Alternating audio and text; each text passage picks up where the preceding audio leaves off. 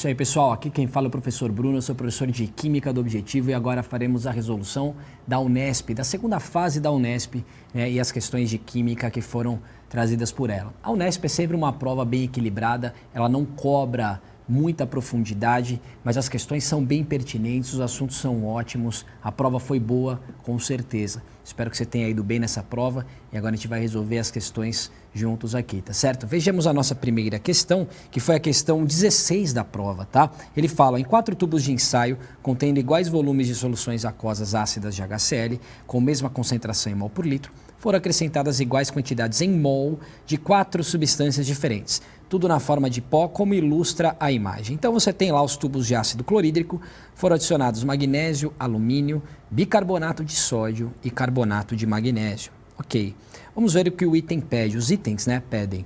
Ele fala, em cada tubo houve reação química evidenciada pela produção de gás e pelo desaparecimento total do sólido. Na letra A ele fala, né, classifique as substâncias sólidas acrescentadas aos tubos de ensaio de acordo com os seguintes critérios.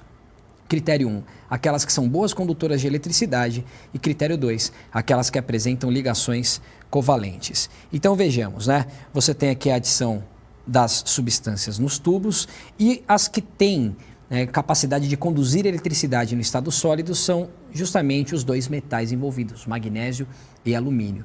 Lembre-se que esses 2 metais, eles têm os elétrons livres, você tem aquele mar de elétrons, né, porque você tem no cátion, magnésio e o alumínio, pouca tendência de receber esses elétrons de volta. Então, esses metais perdem os elétrons, esses elétrons ficam soltos entre esses cátions e é por isso que você tem uma ótima condução de corrente para os metais, tá certo? Agora, quem apresenta ligação covalente são os outros 2 compostos e apresentam ligações covalentes dentro dos íons. Olha só que interessante. Aqui você tem a estrutura do bicarbonato e aqui você tem a estrutura do carbonato. Perceba que as ligações entre carbono e oxigênio e nesse caso aqui entre hidrogênio e oxigênio são ligações covalentes, são ligações de compartilhamento de elétrons. Então, essa era a letra A dessa questão 16, a nossa primeira questão de química, ok? Vejamos o que o item B pede. Em qual dos tubos houve produção de maior volume de gás? Justifique sua resposta. Então, se você escrevesse as equações balanceadas, você perceberia que para cada mol de magnésio, você teria a produção de 1 mol de gás hidrogênio. Para cada mol de alumínio, 3,2 mols de hidrogênio, para cada mol de bicarbonato de sódio, 1 mol de CO2 e para cada mol de carbonato de magnésio, 1 mol de CO2. Então, para cada mol do sólido adicionado, em 3 das 4 reações, você teria a formação de 1 mol de gás. Porém, no frasco que tem alumínio, você tem a produção de 3/2, 1,5 mols de gás hidrogênio. Portanto, é exatamente esse o tubo que vai produzir mais gás, maior volume de gás, maior quantidade de gás, tá certo? Então, um item muito inteligente, porque a partir da escrita das equações químicas, seria possível perceber essa proporção entre o gás produzido e o sólido consumido, tá? Essa era justamente a letra B dessa questão 16, uma ótima questão, tá? Fica aí a sugestão para você refazer, reescrever essas questões, essas equações e ficar craque nesse assunto que ele é muito bom, tá certo? Vejamos a questão de número 17. Ele fala de areias do litoral do Espírito Santo e que contém alguns grãos interessantes, né? Com uma lupa você consegue fazer a diferenciação de grãos mais claros para grãos mais escuros e ele também dá a dica que esses grãos mais escuros, eles interagem fortemente com ímãs, portanto eles podem ser atraídos por ímãs e podem ser separados, portanto, dessa maneira. Tudo bem? Ele fala ainda que, né, nas areias monazíticas ali, presentes, você tem uma proporção muito peculiar de cátions que são raros por aí. Por exemplo, você tem o cério, você tem o lantânio e assim por diante. Então, aqui você tem a fórmula trazendo as proporções em mols dos cátions e ânions envolvidos nessa composição. Esse enunciado podia te assustar um pouco, porque ele traz um cenário um pouco inédito, diferente, que provavelmente você nunca viu, mas a questão em si não era nada demais. Vamos ver o que o item A pedia para a gente. Qual o nome do processo de separação de misturas utilizado para separar as partes escuras das claras na areia monazítica? E com base na fórmula química apresentada, demonstre que a monazita é eletricamente neutra. Então vejamos, né? O processo de separação com um ímã, né, para separar aqueles fragmentos escuros que contêm óxido de ferro, que era citado no enunciado, é a separação magnética, um clássico aí das separações de misturas. Agora, para calcular e provar, na verdade, que este composto tem carga total igual a zero, olha o que a gente fez para sugerir de resposta para você. Você vai pegar as quantidades que você tem de cada um desses cátions. Por exemplo, o sério tem 0,494 mols numa proporção que soma 1, né, justamente com carga 3. Então você vai multiplicar a quantidade pela carga de todos esses cátions. Olha só que beleza. Você vai pegar o 0,24 e vai multiplicar o mais 3 do lantânio. Você vai pegar o 0,20 e vai multiplicar aqui por 3 mais do neodímio e assim por diante. E você vai ver que o único ânion presente é justamente, né, o fosfato. Portanto, a soma das cargas positivas tem que ser igual à soma das cargas negativas. Se o fosfato tem carga 3-, essa soma das cargas positivas desses 4 cátions também tem que ser mais 3. Então, e dá exatamente isso. Veja bem aqui na nossa resolução. 0,494 vezes 3, mais 0,24 vezes 3, mais 0,20 vezes 3 e 0,05 vezes 4. Isso tudo soma cravado, mais 3 de carga positiva. Mais 3 de positiva com menos 3 de negativa, a soma dá zero, a proporção positivos com negativos é de 1 para 1 e você prova aquilo que foi solicitado nesse item A, tá certo? Este ponto do item A é um pouco mais delicado, mas ele vai na parte central das ligações químicas no conceito de composto iônico. Tudo bem? Composto iônico, a soma das cargas precisa dar zero. Tá? E aqui você apenas demonstrou isso. Muito bem, o item B fala o seguinte, né? O principal responsável pela radioatividade da areia monazítica é o tório 232, que é um emissor de partículas alfa. Escreva a equação que representa a emissão e calcule o número de nêutrons do nuclídeo formado. Então a equação, né, que você tem justamente da emissão do tório está aqui, ó. Está aqui claro para você, o tório 232 emite uma alfa e produz justamente esse nuclídeo que por enquanto chamamos de X. Tá? Ele tem número de massa 228 e tem número atômico 88. Simplesmente conservamos as massas em cima e conservamos as cargas embaixo. E como a prova da Unesp fornece tabela periódica, era possível que você identificasse esse elemento X como um elemento rádio, justamente pelo número atômico 88. Lembrando que o número atômico é o que caracteriza o elemento químico, tá certo?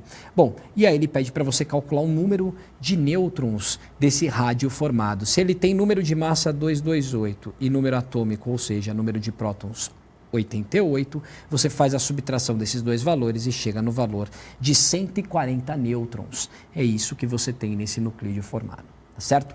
Uma ótima questão que explorou radioatividade, explorou ligações químicas, explorou uma boa interpretação de texto e também separação de misturas, né? Tem sido a tônica aí das provas das segundas fases, a Unesp particularmente também, tá certo? Muito bem, vejamos a questão de número 18, que fala do hormônio melatonina. Ele é produzido pela glândula pineal, conhecido como hormônio da escuridão ou hormônio do sono. A biossíntese desse hormônio se dá a partir do triptofano, que se transforma em serotonina e esta em melatonina. Essas transformações ocorrem por ação de enzimas e a sequência reacional está representada aqui para você. Triptofano forma serotonina, que forma melatonina, tá certo? Muito bem, ele ainda fala o seguinte, a produção diária de melatonina no organismo humano tem um ritmo sincronizado com o efeito de iluminação ambiental, característico do dia e da noite, de modo que o pico de produção ocorre durante a noite. O gráfico ilustra a concentração de melatonina no plasma em diferentes horários do dia e da noite. Então interprete esse gráfico comigo, olha só que interessante. A produção de melatonina, ela de fato começa a subir aqui já quando o dia não existe mais, quando você já tem a noite. Perceba que ela começa a subir de fato a partir das 9 horas da noite. Ela tem o seu pico aqui por volta das 3h30, 4 da manhã, tá certo? E ela praticamente vai a zero justamente no início da manhã, quando você já vai ter, né, claro, a luz do dia. Então, conforme a iluminação aparece, a melatonina desaparece. Esse é um dos motivos que não se recomenda que você fique mexendo em dispositivos eletrônicos, né, durante a noite, porque você pode justamente prejudicar a produção de melatonina e prejudicar o seu sono por consequência, tá certo? Muito bem, vejamos aqui o item A, ele fala, identifique na fórmula do triptofano, reproduzida no campo de respostas, né, o átomo de carbono quiral e a função amina primária. Considerando a sequência da biossíntese da melatonina, identifique em qual transformação ocorre a descarboxilação. Muito bem, você tem aqui a estrutura da substância, tá certo? O carbono quiral está representado aqui por essa estrelinha, é o carbono que tem 4 ligantes diferentes, ele é assimétrico, não existe plano de simetria que passe por ele, por isso que ele gera essa característica, né, de deixar essa molécula enantiomorfa, ela vai ter um isômero que é exatamente a imagem especular dela. E a descarboxilação que acontece justamente na produção da serotonina a partir do triptofano.